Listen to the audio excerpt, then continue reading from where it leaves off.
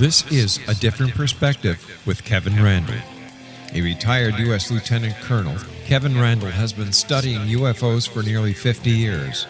Kevin has investigated some of the most famous UFO cases in the world and has been consulted for dozens of documentaries about UFOs.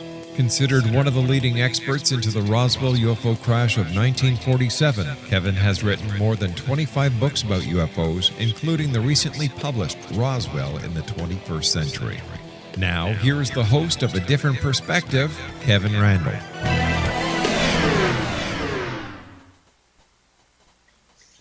And good afternoon, and welcome to this edition of A Different Perspective. I'm Kevin Randle.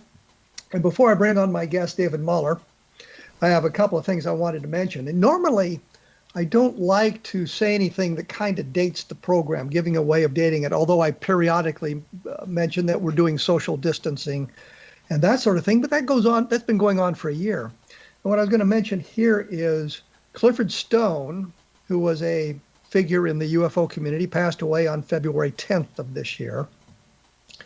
I had met Cliff Stone first in February of 1989, when Don Schmidt and I made our first trip to Roswell. For some bizarre reason, Cliff wanted to meet us at the Burger King on North Main Street in Roswell, showed up in uniform, finally took us to his home, and the first thing he did once we got inside, he says, "Oh, I've left something in the car." He goes outside and he comes back in carrying a document with a top secret cover sheet over it.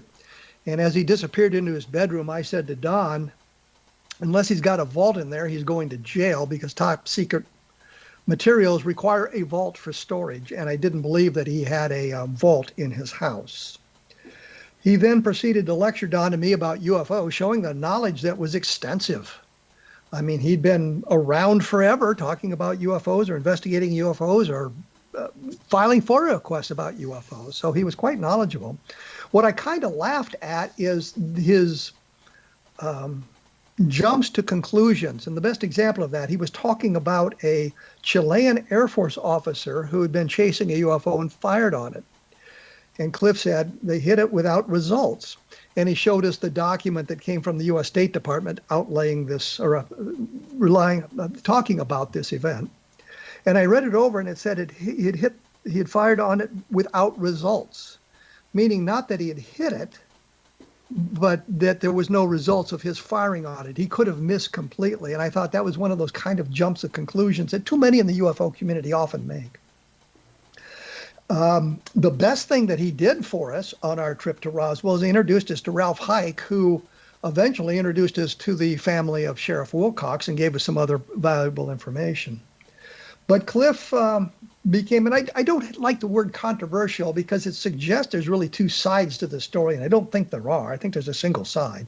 Became controversial in the UFO community with his tales of UFO crashes and 57 different species visiting Earth, and his involvement in practically every big UFO sighting you could think of. At 16, he was involved in the Kecksburg sighting when a friend of his at, I think it was Lockbourne Air Force Base, told him they were bringing these crashed thing to the base, and picked him up and took him toward the base so he could see it being driven onto the base, the object recovered at Kecksburg onto the base on a flatbed truck. He talked about being assigned at a Army post during the controversy about the alien autopsy, and how he, as a young enlisted man, had been able to peek through the curtain while senior officers were shown this alien autopsy film, which was later admitted to be a hoax. So Cliff interjected himself into an awful lot of this, but he did really great work with the FOIA, and he kept up the FOIA requests going. And the best thing he did was discovering, I shouldn't say he discovered it, it was really Robert Todd, but he did a lot of work with Moondust and Operation Bluefly.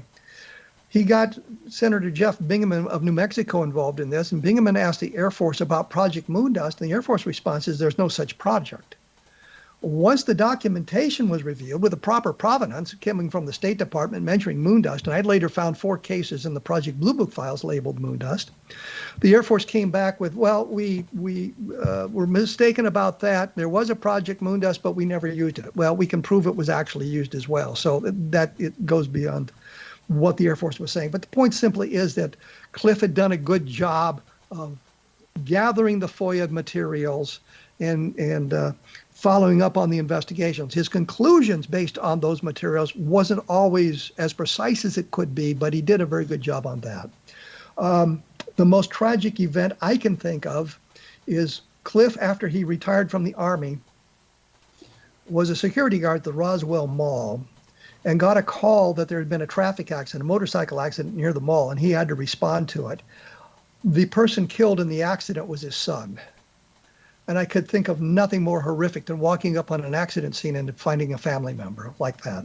Just a horrific experience. Anyway, Cliff continued on. I think he became a lesser known figure lately as some of his tales were proven to be exaggerations, to be kind. So anyway, Cliff Stone passed away on February 10th of this year, and I thought I would mention that in passing here. Now on to David MARLER, who has a lifelong interest in the subject of UFOs, as we all have.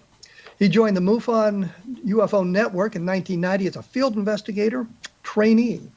He then served as a Field Investigator State Section Director, as well as the Illinois State Director. David is currently an independent UFO researcher. Again, aren't we all? During his tenure with MUFON, he had conducted numerous investigations into alleged UFO sightings and related experiences. He has discussed the subject of UFOs on numerous radio and television news programs. Again, haven't we all? I'm sorry, David, I can't resist it. I don't know why. He has also lectured on the subject to various schools and adult audiences over the years, and I'm not going to make my normal comment here. He has an extensive personal library of UFO books, journals, magazines, newspapers, and case files from around the world that covers the last 70 years. With this, he has been examining the detailed history of UFO sighting reports and related patterns. David strives to have an open mind regarding the UFO phenomenon. However, he also acknowledges the need for a skeptical approach, which is a good approach to have when examining each individual UFO report, despite the large percentage of misidentifications and hoaxes. And we have to stress there's an awful lot of hoaxes in the UFO data. David recognizes what appears to be a core phenomenon beneath it all. He received a Bachelor of Science degree and development from, and I can't believe it's cut off on my notes here. David, where did you get your Bachelor of Science degree? Southern Illinois University at Edwardsville. Okay, thank you. And he hosts the website, davidmarlerufo.com. That's all one word, David Marler, marlerufo.com. And his book is, I believe, Triangular UFOs and a estimate of the situation. David, welcome to A Different Perspective. Thank you, Kevin. It's great to be here. And I'm sorry I kind of botched that, but as they say, these things happen. That's right. Now, you are, I would think, the expert on triangular-shaped UFOs. Well, yeah. I hate that term, expert on UFOs, when we really don't know what UFOs are, but I'd like to think I have lots of data. Okay, you have a lot of data on triangular UFOs. What sparked the interest in triangular-shaped UFOs? Sure. Great question. As you referenced, I actively became involved in UFOs in 1990. I believe it was January of 1990. And at that time, one of the more prevalent stories and areas of interest within UFO circles, as you recall, were the famous Belgian UFO sightings involving these large triangular objects of unknown origin that were being tracked on radar, being sighted visually, hundreds if not thousands of witnesses across Belgium. And the Belgian Air Force were taking those reports quite seriously. I found those to be very interesting for a number of reasons. One, obviously, the overt interest on the part of the Belgian Air Force. But as I always like to point out with these triangular UFOs that we're now becoming ever increasingly familiar with today compared to 1990, worldwide, I might add, is the fact that I always relegate these triangular UFOs to what I call the unambiguous UFO category. Admittedly, Kevin, we can go through hundreds and thousands of UFO case files. Probably 30 to 40% are lights in the sky reports, which can easily be discounted based on some type of prosaic explanation. Satellite, planet, Venus low on the horizon, magnified by refraction. many types of prosaic explanations that can account for the light in the sky reports. These triangular UFOs are quite often dark objects blotting out the stars. So there's some type of substance here. In addition to that, the large size and some of the unusual characteristics that go beyond just simple light in the sky reports that can easily be dismissed. And so I started getting involved in that. I had, as I like to say, an academic interest in the Belgian sightings. And then while I was Illinois State Director in January of 2000, I always like to say triangular UFOs became personal because just within about 30 to 35 miles of where I lived at the time in Southern Illinois, we had the now famous January 5th, 2000 Southern Illinois triangular UFO case involving multiple police officers and civilians that witnessed between roughly 4 and 5 a.m. We had a series of sightings of this large triangular UFO that in shape, size, lighting configurations eerily matched the Belgian sightings that had occurred 10 years prior. Were the police officers and the people involved, were they sort of independent witnesses calling in at different places, or were they all kind of linked through radio and telephone? Well, a great point to bring up. They were, in fact, at different locations. They were in neighboring municipalities, but they were in radio contact with each other through St. Clair County Dispatch. And one of the nice benefits to this case, and I cannot take credit for this, I have to cite my friend and colleague Daryl Barker, who's a researcher out of St. Louis. Daryl was able to secure the St. Clair County Dispatch tape. So we have the recordings of the officers describing the UFO while they were looking at it. More importantly, as you can appreciate this point, is we had the time index for when they were making the radio broadcast. So we have very specific times, placing them at very specific positions relative to one another. And then we're able to essentially see the sequential series of sightings with timestamps, really being able to mark the precise times of when they saw this object. Any attempt to photograph it? There was. Actually, Officer Craig Stevens of Millstadt, Illinois, popped the trunk to his squad car and ran and grabbed the Polaroid camera, which in 2000 they were still using. I don't think you can find a Polaroid camera today, or if so, you probably can't find the film. But he tried to make an attempt using the only thing that he had available at the time, which was his Polaroid, and he snapped a picture. Unfortunately, Polaroids, for those that know photography, are not exactly designed for nighttime photography. And more importantly, it was a very cold January morning, and so the operating temperatures were probably not optimal in addition to that. So all we have is an amorphous series of like 3 or 4 lights that you can see that are somewhat blurred. So I do commend him, though, for at least having, the frame of mind to think about trying to snap a picture. As you and I know, Kevin, there's many accounts where people literally had a camera hanging around their neck. They see a UFO and they're so gobsmacked by what they saw, they didn't even think to take a picture. Absolutely. And this was in 2000? January 5th, 2000, correct, between 4 and 5 a.m. So it was just before everybody got a cell phone with a camera. Yes, in it. Exactly. It's something that I often reference with regard to the Phoenix Lights case. If we had the Phoenix Lights case occur 10 years later, we may have had some cell phone photographs, but unfortunately that happened way back in 97. Well, we're going to have to take a break here. And I always hesitate to say that because I don't know why, but we have to pay for the programs in some fashion. So we'll take a break here. I'm talking to David MARLER, and the website is www.davidmallerufo.com. David Mahler UFO is all one word. And the book is Triangular UFOs, An Estimate of the Situation, I believe. And if it's not, he'll let me know immediately, if not sooner. I've also want to mention briefly the Best of Project Blue Book, which is my most recent book. Take a look at it at Amazon, as well as Encounters in the Desert, which is about the Socorro case. If you're so inclined, rate the book, write a review, because that always helps. You are listening to A Different Perspective on the X Zone Broadcast Network, and we'll be back right after this, so please stick around.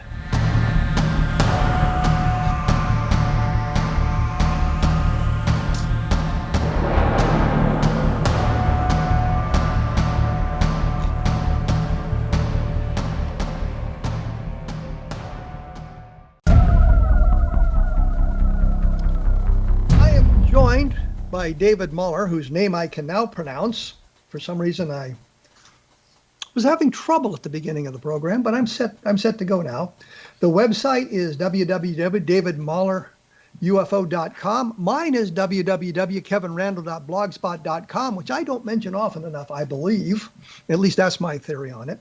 We were talking about triangular UFOs, and we were talking about a sighting in Illinois involving police officers and some civilians as well. Correct. We had a number of civilian witnesses that came forward initially, and then subsequent to the local St. Louis area media coverage, which I have to say treated the case in a very serious fashion. I think in part because it did involve so many police officers that were willing to come forward, Kevin, and then that really, I think, created fertile ground for other people to come forward without so much fear of ridicule as they might otherwise encounter. I know with the Levelland case, which I've talked about on the program several times, that some of the witnesses there came forward after the news media got involved in that sort of thing. And the point always has been, well, they were inspired by the reports coming in. They wanted to get their name in the paper, that sort of thing. Did you get a sense of any of that going on with the witnesses that came forward after the event? Not so much, Kevin. And the reason I say that is a number of people came forward anywhere from a year to 3 or 4 years later. All of the subsequent witnesses did not want their name used. For those that are really just kind of trying to grab onto the limelight, usually they want to have their face in front of a camera. They want their name out there. And I found that these witnesses were very reticent to come forward with their name or to, go on camera. And so I found that to, not necessarily speak to their credibility, but it definitely makes me not so much embrace the idea that these are just people looking for attention. If I wanted to learn more about this case online or whatever, is there a place I can look for it? I do not online other than Daryl Barker. And I apologize. I don't know Daryl Barker's website address offhand, but if they type in Daryl, D-A-R-R-Y-L, Barker, B-A-R-K-E-R, you should be able to find some information. Daryl really has kept up to date, and even Daryl had some witnesses come forward subsequent to the initial reports. And what I found interesting, though, was the fact that we had this, now famous case. When you're investigating a case, you don't think it's going to be one of those that really is in the annals of UFO history. But, at the time, I was just investigating it as any other case, albeit a fairly good one, having multiple witnesses and having some of this other information available, like the recordings of the officers. But again, as we alluded to during the first segment, I was already interested in the Belgian wave of sightings, and I found striking parallels between these two very prominent, series of sightings.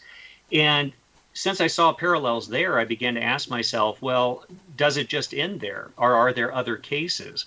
And it was really that idea that kind of launched my research into delving into the historical record. And at that time, I didn't have as much historical material at my disposal as I do now. And but in going through the newspaper archives, both online as well as actually going through microfilm, in collecting a lot of different reports from other researchers, I started to see that these triangular UFOs, contrary to a very popular opinion that was circulating out there at the time, these weren't new. Let me break in here, because that was a question that was going to come up, getting a history of the triangular UFOs. But the sighting that you're talking about here, that was of a triangular-shaped object then? Mm-hmm. Correct. And did you write anything in the MUFON journal about it? I did. In fact, it was the cover story, and I believe it was the March or April edition of 2000 that we ran. At the time, Walt Andrus, who we both recall, Walt had asked me to write up a story for the MUFON journal, given the caliber of this report or series of reports. And so that's in the MUFON journal. I believe March or April of 2000 was the issue that it appeared in. And were there any electromagnetic effects or anything else associated with the sighting other than the attempted photograph? Right. No, good question. Contrary to Levelland, Texas, and some of these other cases, this in particular case had no reported electromagnetic effects, which I might add, in now looking at hundreds, if not thousands, of these triangular UFO reports worldwide, very few seem to have the electromagnetic effects that we were familiar with many of the cases from like the 1950s and 1960s that were often reported.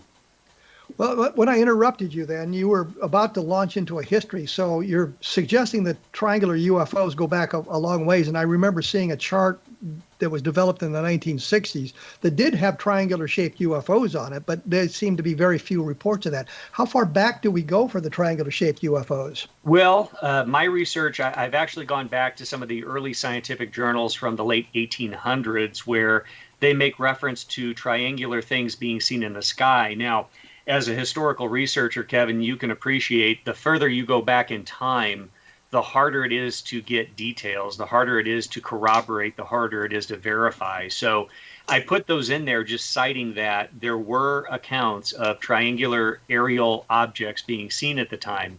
But it's not really until we get into the 1940s, 1950s with Project Sign, Project Grudge, and then ultimately Project Blue Book that we start to see in military reports very detailed accounts. Some, I might add, and I think this is important, just like with other UFO reports, some involving radar confirmation, not just visual, but radar visual cases. And this, of course, goes back into the 1940s. Yes. Are there many cases from that era? Is there a progression of the sightings that you've seen until we get into where we are today? I mean, a Sure. growth in the number of sightings. Sure. There's been consistency in a lot of the reports of these triangular UFOs, but to your point, the 40s, there were minimal reports, and then as we progressed into the 1950s and then into the 1960s, and then just literally this morning, Kevin, I was going through 1969 to 1972, a set of files which I'd love to talk about here in a little bit that I've recently come into the possession of, and I found a huge number from 1969 to 1972 of triangular UFO reports in the United States and even some reports in Canada. And so, to your point, it's almost like we see this progression or this evolution with regard to the frequency of reports. But that being said, going through some of these early historic files, I just have found some reports from 1957 in newspapers, as well as the early 1960s. What's interesting is unusual characteristics that we see with the modern reports are echoed in these earlier accounts. And one example, there was a case from Camarillo, California, 1957.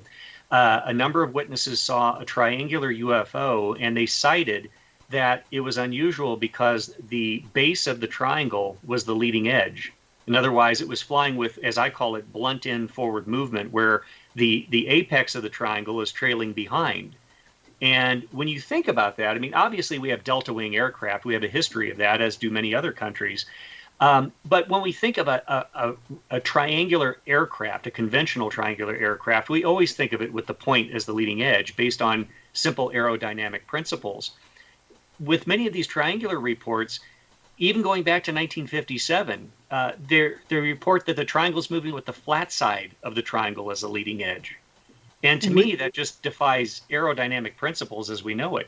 I was going to say it suggests a different kind of power source, a different way of maneuvering through the air if it's maneuvering that direction. I agree, and that's the conclusion that I've come to. And again, many people have stated, well, some of these triangular reports, they talk about it moving slow, they're silent, okay, you're saying that the flat side's the leading edge of the triangle.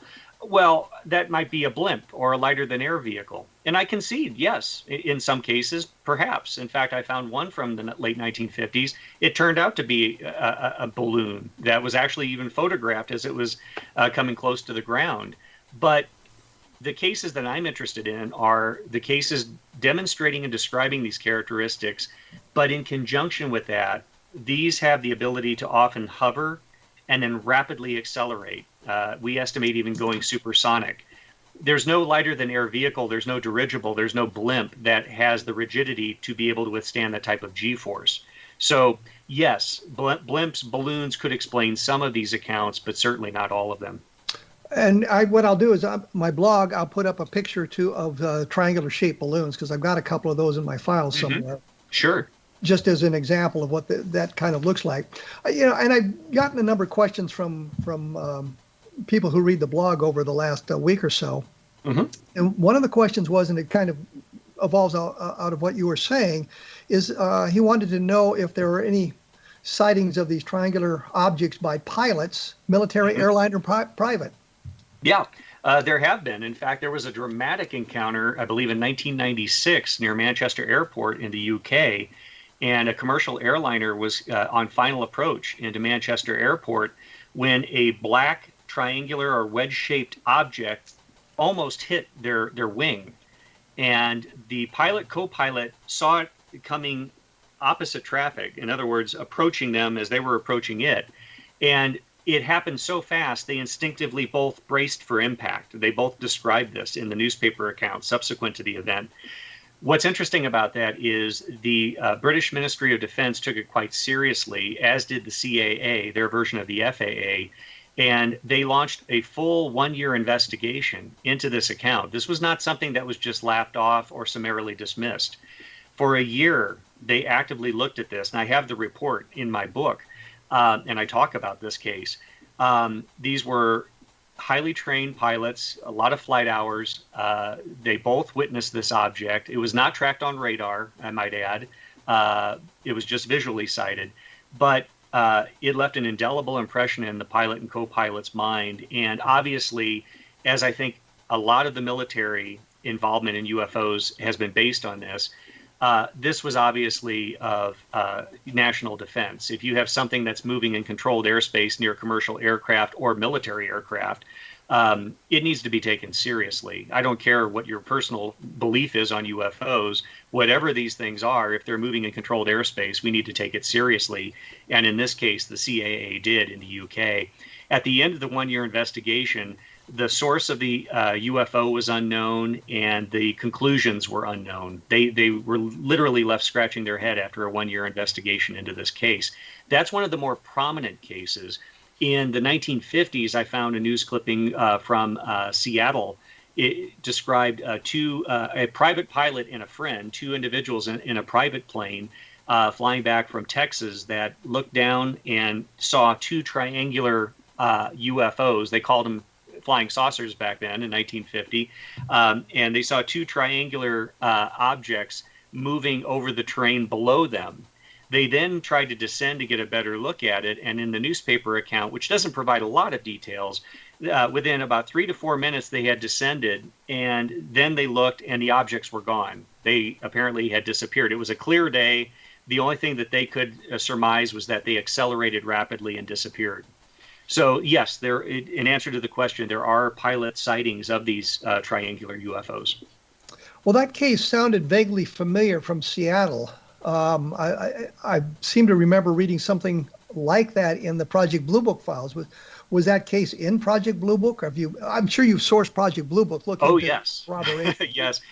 Well, it might be in Blue Book, but I actually found a news clipping going through a series of scrapbooks which I acquired from an early researcher from the 1960s who had since passed on, and I found that in there. And then in this latest acquisition of information that I've obtained, I found another typewritten transcript from a Seattle newspaper describing the same encounter. So there's, some documentation, but that doesn't really, it's not the kind of documentation you really want to find. You want to find something a little bit more official, I think. Ideally, as you know, the British Ministry of Defense file on this case involving the commercial airliner near Manchester Airport obviously is much more substantive. Well, let me take a break here. The book is Triangular UFOs, An Estimate of the Situation, I believe. Yes. I got that right. Good for me. And as I've said in the past, take a look at Roswell in the 21st century. I think it's a cold case look at the Roswell case. It shows it in a sort of a different light. I will be back here with David MARLER in just a moment. We'll be talking about triangular UFOs and see what else we can learn. And this is a different perspective on the X Zone Broadcast Network, and we'll be back right after this, so please stick around.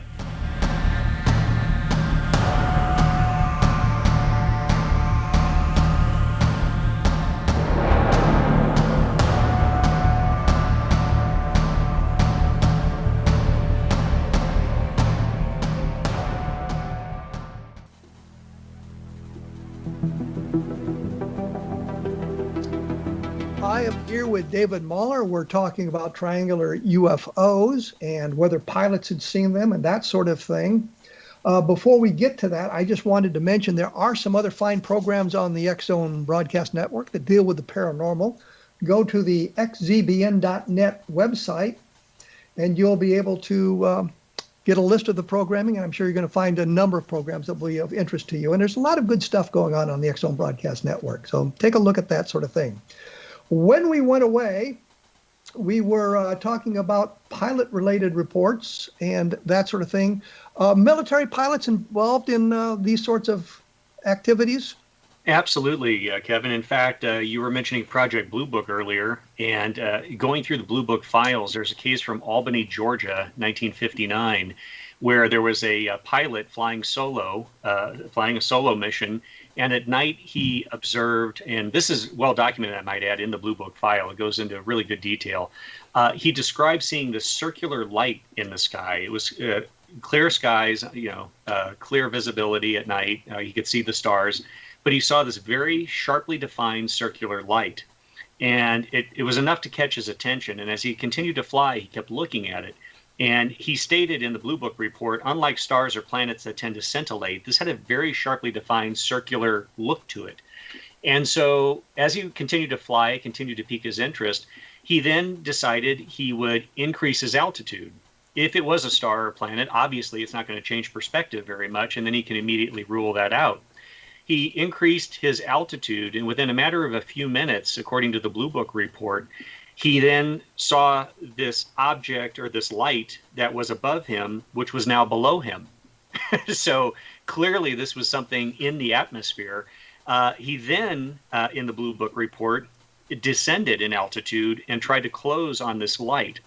As he did, the light alternated white, orange.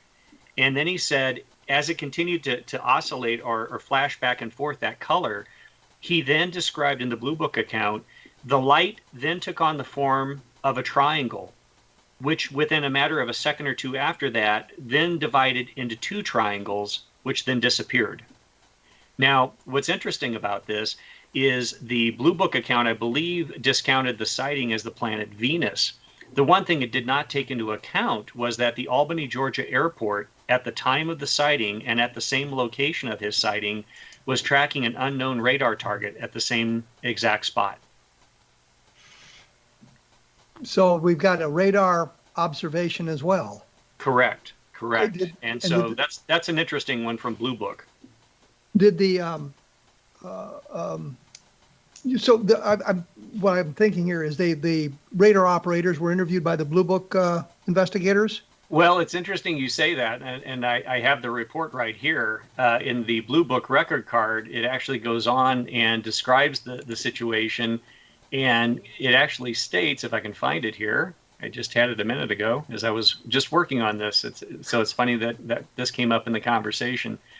I can't find it now. I apologize. Here we go. I'm sorry, 1953. I have the year wrong. I've got so many cases I get them mixed up. 1953. It said radar unidentified, and then in parentheses on the Blue Book record card, no request for radar analysis made and weather data not obtained. So it was like there was no attempt to even try to track down this data. What month was this? This was January 28th, 1953. So it was while the Robertson panel was doing their investigation, the Robertson panel being the CIA-sponsored investigation, and which sort of changed the whole tone of the Project Blue Book investigations. But this was at that time, so it wouldn't have changed them. So it's kind of funny that they didn't do more investigation. Yeah. One of the other questions I got here. One of the correspondents wanted to know if there was any correlation between the shapes of the UFOs and what they were observed doing. That's a hard one to answer, but it's a great question. Many of the characteristics that are observed with these triangles are very reminiscent of the other UFOs that we got, obviously, thousands of reports of. One example is many witnesses will see a triangular UFO, and then with the blink of an eye, it moves off from, say, the eastern horizon, and it's suddenly now seen over in the western horizon. So this ability to instantly relocate or to hyper accelerate from one position, point A to point B, and that's obviously reminiscent of many other non-triangular UFO reports. We also have reports of triangles that just disappear in front of the eyewitness's eyes. It just evaporates or disintegrates, or somehow their visual perception of it is obscured. And many other UFO reports are like that. One of the characteristics I've outlined are some of these triangular UFOs, while the observer's observing it, morph or change shape. And many other UFOs are certainly, known to do that. And so there's very common characteristics associated with the triangles that are reminiscent of other non-triangular UFOs. I've always thought that this idea that the UFOs change shape is really a matter of perspective. I acknowledge that in my book. Many of the accounts could be based on perspective, but then we have this case from Albany, Georgia, I just cited, where, how do you explain that one? You see this circular light, and now it changes into a triangle, and then it subdivides into two triangles. It's just, so there are a subset of those reports. I think the vast majority, to your point, it could be attributed to perspective and changes in perspective. But then there are these other ones that are of high strangeness, for lack of a better term. Well, when you're talking about the Albany, Georgia case, the thing that came to mind, was it daylight or night when this happened? This was nighttime observation. Yeah, I can't remember the exact time, but it was a nighttime observation. My point is that the changing shape may not be a change of shape, but a change in the light patterns. Could be, absolutely. Without a doubt. Again, the one thing that skeptics always bring up, and I think rightly so, is that, we are terrible perceivers of reality as far as what we see in our interpretation. That being said, I don't generalize it to the extreme some skeptics do, where basically people are seeing things that aren't there. But to your point, we have to concede that, there will be errors in judgment, and there are, certain limitations to our visual perceptions.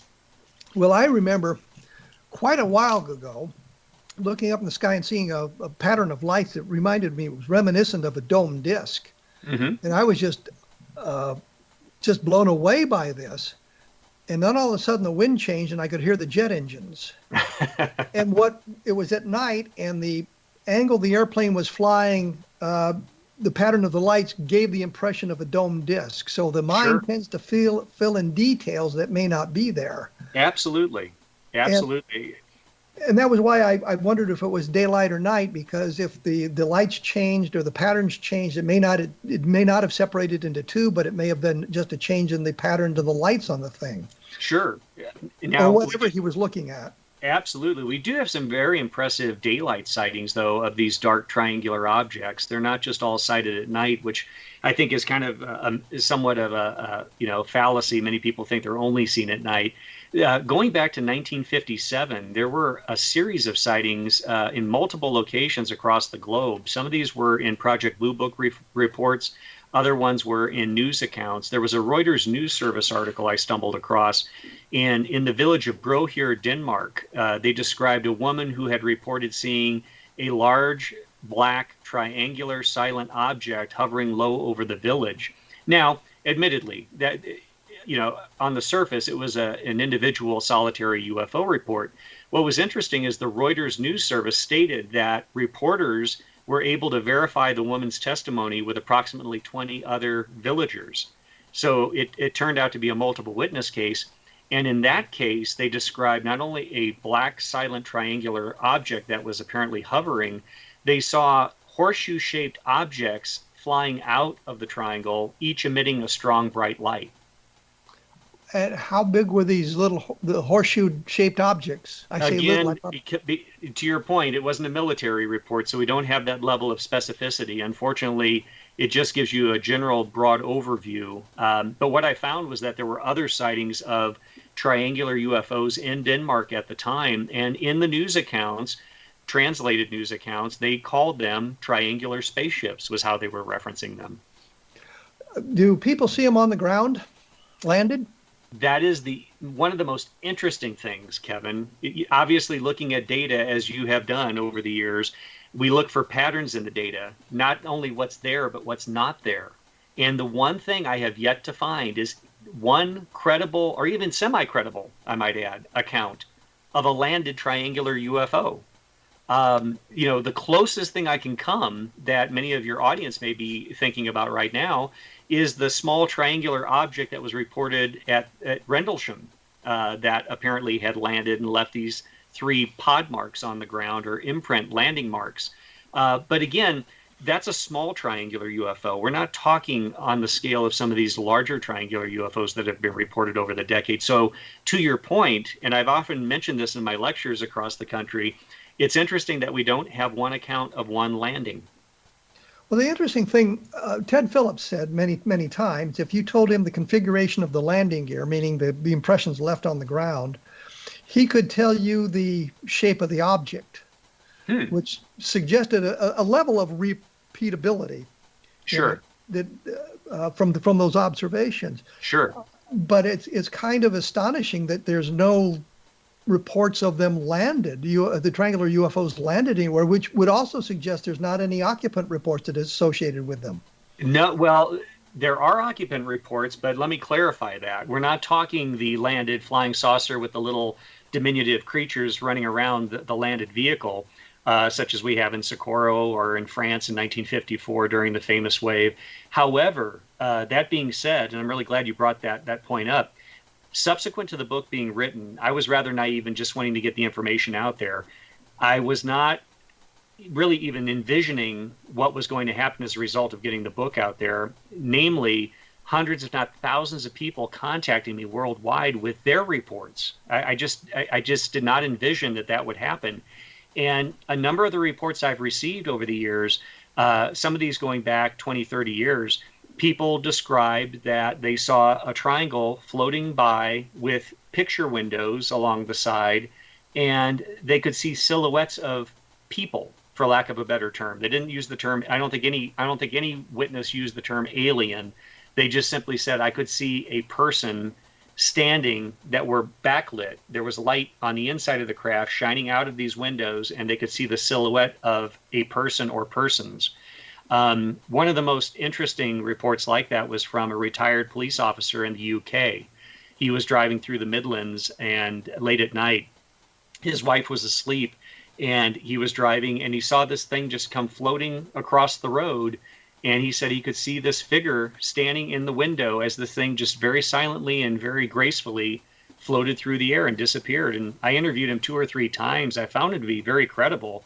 One of the hallmarks that I look for is how people classify these things. He simply stated it was an aircraft or an object. I don't know what it was. Could it have been military? Maybe. Could it have been extraterrestrial? Maybe. I just have no idea. But I guess the impression I get from what you're saying here is we've got a silhouette, basically humanoid, but we don't know any descriptions of Correct. What they really look like. Correct. Exactly. So, but to your point, in that sense, we do have some reports of humanoids or, beings, for lack of a better term, because as some people have postulated, and I completely agree, people assume, and I think you'll agree on this one, Kevin, people just assume these UFOs are piloted. Well, we send out probes into the vastness of space. Who's to say that all of these triangular UFOs are piloted, or UFOs in general? Many of these things may be just automated systems that have been deployed to investigate, research, and analyze and collect data. Quite often that's cited when they talk about these things that just have this hyper acceleration. Let me interrupt you here because I got to take the last break. Sure. And we'll come back to that point here in just a moment.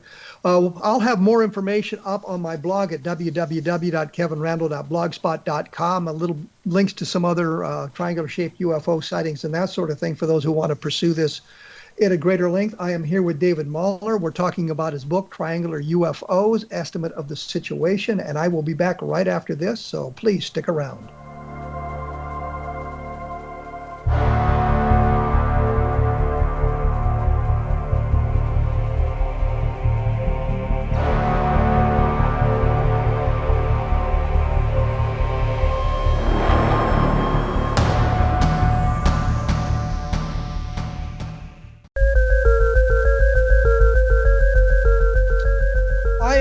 with David Mahler. We are practicing social distancing. He is somewhere. I do not know where.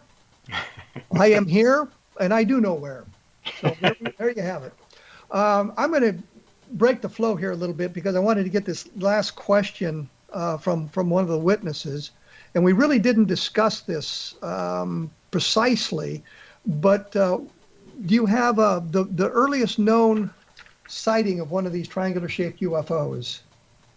Well, going back to the earlier scientific journals, Scientific American had a report from 1882, which when I found the original copy, it was actually published in January of 1882, so it would have been reflective of 1881 being one of the earliest accounts. And it was astronomers in Connecticut that were looking at the moon, and they described seeing two black triangular notches approaching each other on the lower half of the moon. And it was a very interesting account. But again, as I alluded to earlier, Kevin, the early accounts are intriguing, but there's not much to hang your hat on, as you alluded to earlier, as opposed to more modern or contemporary military reports where there's much more information. And admittedly, reports in the last 30, 40, 50 years, we can still maybe even track down the witnesses. Cases from 1880 are very difficult to pin down. Well, it also brings up another question. I kind of talked about this before, or asked about this before, but we'll get to it here. We have UFOs that exhibit electromagnetic effects. We have photographs. We have radar trackings. We have landing traces and all these other things that go along with UFOs. Sure. But we don't seem to have, we just have sightings of the triangular-shaped UFOs. We don't really have this robust nature of evidence for them other than the visual sightings. Well, the problem is we have an ample amount of photographs and videos, but most of those are circulating on the internet with questionable at best provenance, and many of those are just being actively, hoaxed by individuals and organizations that pride themselves on creating, fake UFO videos just so they can get clicks on YouTube. So it's very problematic. I've often stated that with the internet and UFOs, and probably many other things, not just UFOs, we have a vast quantity of information, but the quality is lacking. But we don't have but you mentioned there's no associated electromagnetic effects. We don't have any sound associated with them, any smoke associated with them. Very few electromagnetic effects, and nothing really substantial that can be investigated. And to your point, the absence of landing traces. Again, probably the best corroborative information we have to bolster the eyewitness reports would be the radar visual cases that we have. I think that's probably some of the more compelling. And again, most of those are from military sources, so the provenance of those reports are a little bit more robust compared to civilian reports. And these sort of sightings are still going on today, obviously. Oh, absolutely. Absolutely. Now, one of the things with today, though, and by today, I would say in the last 20, 30 years, we have to concede that some of these triangular objects, for lack of a better term, could be military. I concede that. I'm not working on classified compartmental projects in the area of advanced propulsion technology, so I can't sit here and say what state-of-the-art technology is today. And that's one of the interesting things, too, about doing the historical research. And Kevin, you probably would agree with this on some of your own research, looking at some of these historical cases. We can look back to, say, Levelland, November 1957. We can look back to 1948 with a fair degree of certainty as far as what state-of-the-art technology was at the time. And so even though they're old cases, I know a lot of people get bored with historical cases. I find them utterly fascinating if there's something that's substantial there. But we can look at those cases with a fair degree of certainty, knowing what state-of-the-art technology was. Now, if you and I were tasked with investigating a case together that happened, say, a year ago, we're going to be very hard-pressed to rule out military as an explanation, simply because we don't know what we're currently capable of in the area of advanced aeronautics. And the other side of that coin is we've seen some of that already with the F-117 fighter and the B-2 flying wing, because those are basically triangular-shaped objects. Yes, and I'm glad you brought that up, Kevin. In some of the newspaper accounts I have, dating back to the mid to late 1980s, there were a series of sightings of triangular or bat wing shaped objects being seen over the Antelope Valley in California. And later it was determined those were sightings of the B-2 that were flying at night or near dark. And so that's a perfect example where in many cases UFOs, triangular and otherwise, could be some top secret military aircraft. So we can never rule that out as a possibility. And then, unfortunately, added to that, to the bane of UFO researchers and investigators out there, in the last 20 years, look at the proliferation of both civilian, military, and commercial drones that just add to the mix. Yeah, and you can put almost any light pattern on one of those drones and fool a lot of people that way if you're inclined to do that. Absolutely, absolutely. I did want to mention, though, that my research has really taken off in the last couple of months. In November, actually on Election Day last year, November 3rd, I was very proud, and I'm very honored to be able to share this with your audience. I was very proud to be designated as the official curator for the CUFOS UFO case file collection. And that, of course, is Dr. J. Allen Hynek's Project Blue Book material, the CUFOS case files, as well as the NICAP UFO case files going back to the 1950s. And so now that I have those here in my research room, I am now suddenly afforded this huge bolus of UFO reports that I've never seen before, and that I'm currently going through. I just went through 50 or 60 this morning, and I'm specifically initially going through looking for specifically these triangular UFO reports that predate some of the more contemporary reports that we have. I'm astonished you had room to store all of that. I have to thank my wonderful wife, Kevin, without whom I could not do this. So it was actually her idea or suggestion to talk to Dr. Mark Rodiger and suggest that they were trying to find a viable home. And I have to state, it wasn't just arbitrarily designated to be curated here. The goal is, starting this year in 2021, to basically start a high-level digitization project to scan all of these files with the assistance of Jan Aldrich and Barry Greenwood, who are going to be having extended stays here at my home this year to really do the lion's share of the work. Well, I often laugh. I have a external hard drive that's 1 terabyte, which cracks me up there, about the size of a large pack of cigarettes. And on that, I have the entire Project Blue Book file, all 130,000 pages of that. Sure. And then there's a lot of other stuff on there as well. And I'm just astonished at the amount of material I have on that very small device. Oh, absolutely. Absolutely. And, the goal is obviously to scan it, preserve it. But ultimately, the goal is to make it widely available. We want to make this free and accessible, this amount of data free and accessible to any researcher worldwide. And the physical files just really don't lend to that. So in the short term, if anyone wants to see the files, they have to come to Albuquerque, where I'm based. And I have my research room here where people can come and go through the files, scan, and use that information, in addition to the 15 to 16 cabinets and multiple bookcases I already had, and microfilm and audio files that I've collected. But, the ultimate goal is to digitize it, to your point, and make it easily accessible worldwide. And so once the files are scanned, then the next phase is, what platform do we try to make this accessible?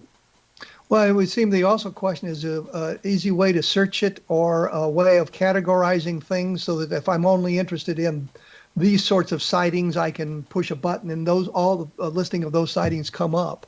Right.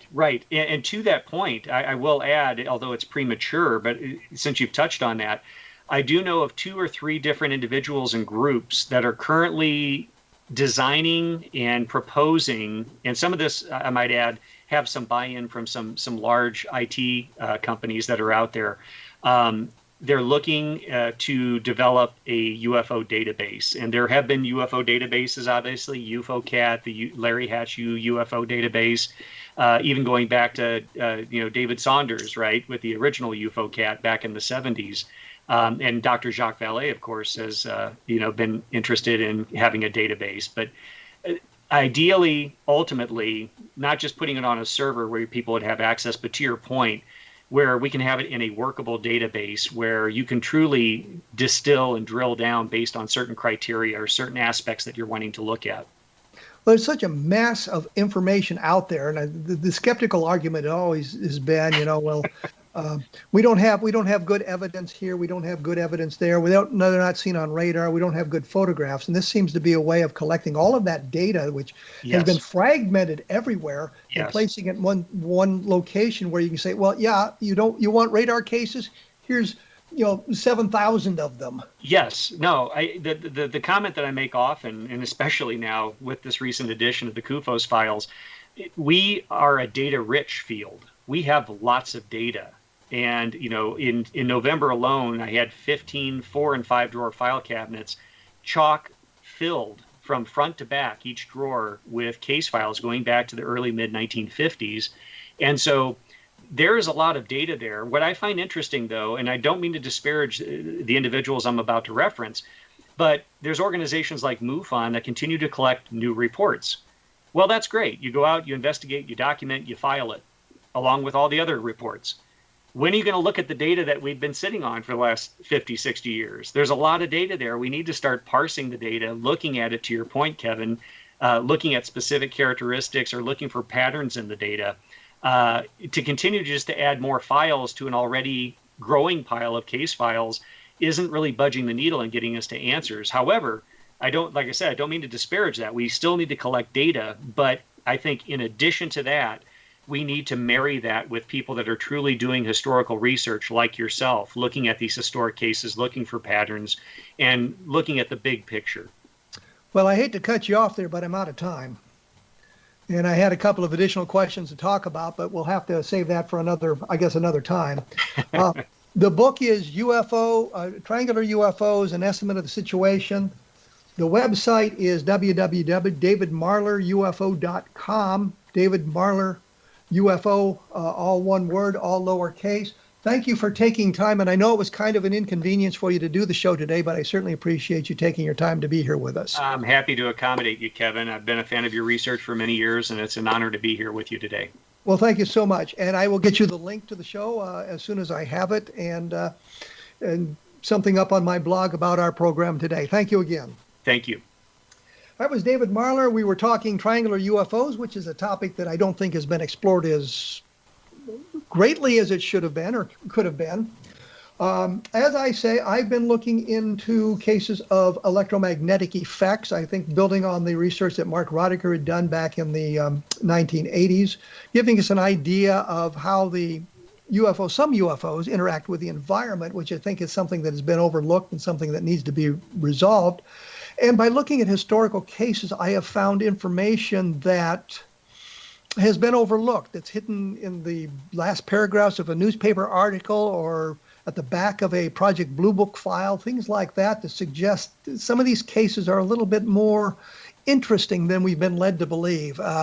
Reading a little bit between the lines and actually finding some of the people who were involved in these cases and having an opportunity to chat with them. And I'm talking to people who are now in their 70s and 80s about things they had seen 50 years ago. But that doesn't negate the importance of the case, especially when we have some documentation to back up what they said, and we can validate that. And I will mention this briefly. I do a blog called VietnamGroundZero.blogspot.com, Vietnam Ground Zero, all one word. And I mention this only because the caveat on this blog, I said my mostly true reminiscence of Vietnam. And I always had the idea in my mind that I had left my Thanksgiving dinner on the tray in the serving line because this flight had been scrambled. I found a letter that I'd written home during that time. We weren't even at Cu Chi when this happened. The point being simply my mind had substituted other instances where that happened to us and plugged it into Thanksgiving. It's up on the Vietnam Ground Zero blog if you want to take a look at that. You have been listening to A Different Perspective on the X Zone Broadcast Network. I'll be back in about 167 hours with more about UFOs, so thank you for tuning in.